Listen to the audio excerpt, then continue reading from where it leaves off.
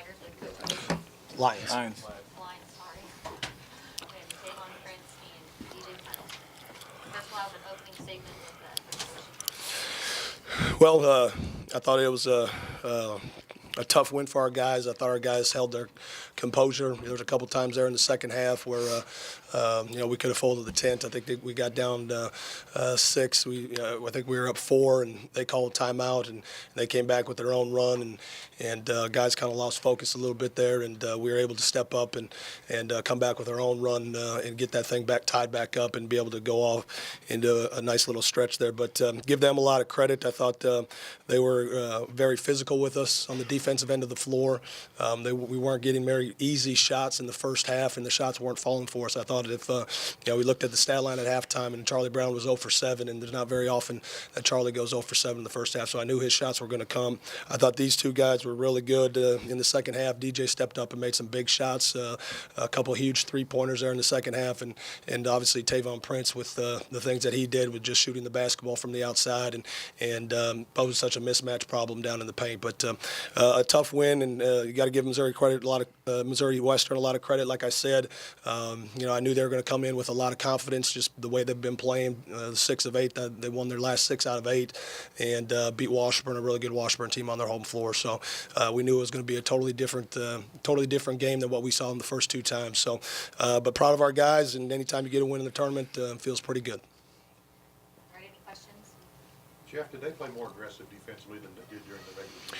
Yeah, a lot more aggressively, especially since the last time we played them. I thought they were a lot more physical with us. They were making us catch the basketball in the first half out on the perimeter a lot further than what we wanted to, and that's something we had to adjust to in the second half. I thought they did a really good job of just defending us and keeping us in front. I thought they did a really good job of really protecting the paint when we tried to isolate Tavon in the post.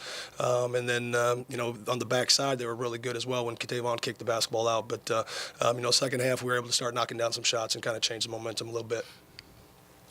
Tavon, it seemed that they knew you were going to get your points, but you got them with a little bit of everything. You also led the team in rebounds and I believe assists.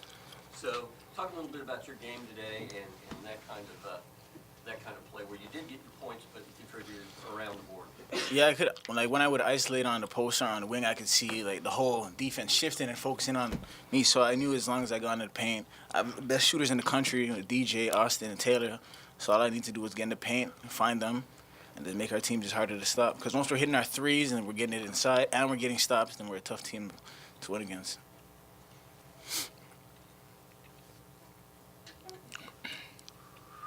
DJ, obviously you take some points in the game. Just talk about having to step up when a team does kind of shift to guard Tavon.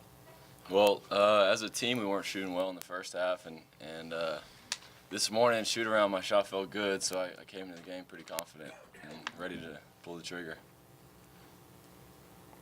Tavon, does the mask lead to 31 points? Do I need to get one of those? I'm thankful. I told our assistant coach before they went out, I said, make sure you get a picture of Hannibal Lecter out there on the floor. Bang. Coach, I know you talked about it a little earlier. Every time you guys, made a big shot, Western just came back and did their own. How did you guys keep your composure into the final stretch of the game? Well, you got to give our guys a lot of credit. We kept on talking. We just got to weather their storm.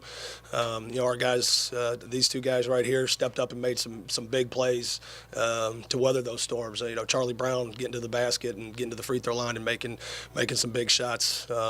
It's not more or less of what we're doing as a coaching staff. I think it's just more of what our guys, our mentality of being out there and getting stops on the defensive end and then coming down and converting. In practice, we constantly work on situations where we've got to get 2 stops and we've got to get a score in between.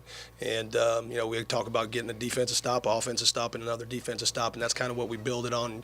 And I thought our defense there in certain stretches was really good. I thought Greg bothered some shots. He had some stupid fouls down towards the stretch, but we were able to come up with some key rebounds and not let him get a second chances. DJ,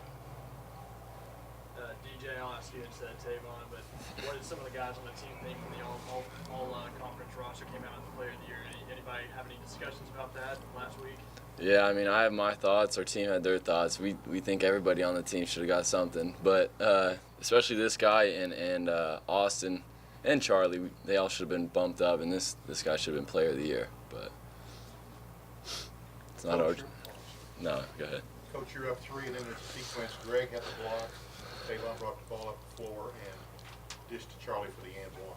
Did that kind of just give the team a whole big lift? Yeah, I think it was huge. I think at that time we were kind of running a little bit of delay game, just kind of, I feel pretty confident and comfortable as a coach when the basketball's in his hands up there at the top of the league, because there's not going to be many times that people are going to take it from him. But I talked to Tavon at the middle, towards the middle end of the year. I think it was right after we went on that after the Northwest game, and we finally got to have a home game against Missouri Western, and talk to him about, if you really wanted to, you could honestly come close to a triple-double every game if you wanted to. And he took that upon himself to start getting teammates more involved, and when teams are constantly just so focused on what he's doing. I mean, you guys see it when the basketball goes into the post. I mean, all 5 guys are staring at the basketball, waiting to see what he's going to do. And he's done a tremendous job of kind of buying in and finding people on the perimeter. I mean, you look at our stats as a team. He leads our team in assists. He leads our team in rebounds, and he leads our teams in points. So,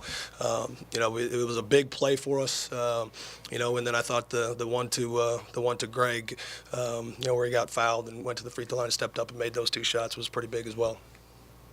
Time for some more questions. For either of the players, I mean, just a couple games dividing second place and 9th place.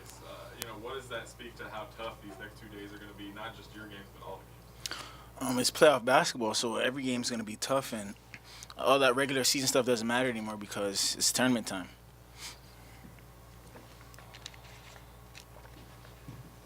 DJ, when you come into the game off the bench, do you try and shoot quickly or just work into the game? Yeah, I just try to ease into the game. Try to help my team get stops, and then offense will come to you.